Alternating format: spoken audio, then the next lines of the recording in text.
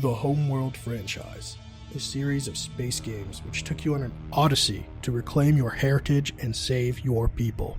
Set in space on a 3D plane of combat, the music, the graphics, and the atmosphere grabbed your attention and sucked you into a marvelous story.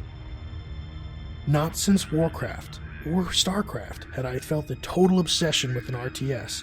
Every time a game came out, I had to have it, I had to play it, I had to beat the story and mod the game. I implore you to play the remastered version. Yes, formations aren't the same, and there are minor tweaks, but this could be expected with an engine change. They did their best, and I think it's great. But I'm here to talk about Deserts of Kharak. Deserts of Kharak, originally titled Shipbreakers. The game has been in development by Blackbird Interactive for over 5 years. The studio consists of former Relic members who worked on the original titles. They acquired the Homeworld IP through Gearbox Association. The game takes place on Kharak. You are playing as Rachel Sajet and the Coalition in their search for the primary anomaly on a dying planet. I do not wish to delve further into the story, as I don't want to give any spoilers.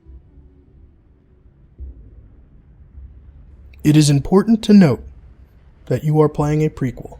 If you have played the previous Homeworld titles, you more than likely know what's going to happen and who you are playing.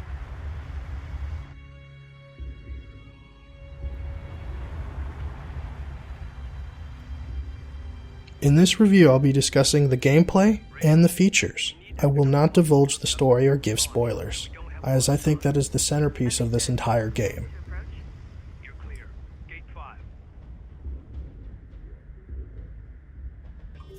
Deserts of Kharak does not follow the similar standard of base building like StarCraft and Warcraft, or its Command and Conquer counterparts. It instead follows the schema laid down by the Homeworld series, in which you have a carrier or land cruiser which serves as your mother base production.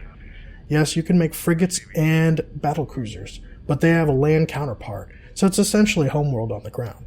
And there are light attack vehicles and airships, but the airships in this game serve as more of a utility ability that you can use to inflict massive damage, and they need to recharge over time. I found it a bit gimmicky, but it was actually really cool when it got down to it, and it made sense, because they are overpowered in some situations. You also have abilities and research upon your mothership, which plays similarly to Homeworld. Resource gathering is Ruse, and a new resource, RUs, which serves as sort of a standard research point you have to gain. I didn't like it so much, but it made sense. It keeps you from just overpowering someone. You need to have both resources. A lot of the smaller units you can use just take one resource, but the battle cruisers and the siege cruisers take two. Originally labeled Shipbreakers, it does indeed have the Shipbreaker feature. You can use your base runners, Rachel Sajet, or your scavengers to actually blow up wreckage from ships that are on the surface.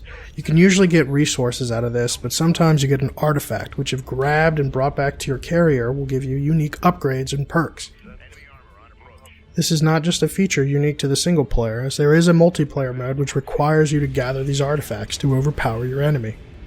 The map and UI are similar to Homeworld. It's a bit reduced and not as clunky and in your face, and the map is pretty amazing. The ability to zoom out and see all the terrain, in which you can see the higher and lower plateaus. In this game, it does indeed help to have the higher ground, as you receive bonuses to damage and defense. So getting down to the nitty-gritty, do I think Homeworld Deserts of Kharak is worth the $50 price tag? The answer is yes, if you're a Homeworld fan. This is worth playing. If you're not, I do recommend playing the remastered version instead. My reasons for not recommending this unless you're a die-hard Homeworld fan is the fact that the game lacks content. There's about 12 missions, 13 I guess if you count the tutorial, and it takes about 8 to 9 hours to beat the game, and I do feel like you could rush the game. The multiplayer is kind of cool. It only has 5 maps and a few game modes, and there's only 2 factions with similar units. They are tweaked in multiplayer to be a little bit more balanced, such as your artillery units not being able to fire on their own. You actually have to manually control them, versus the single player where they automatically target and take out units.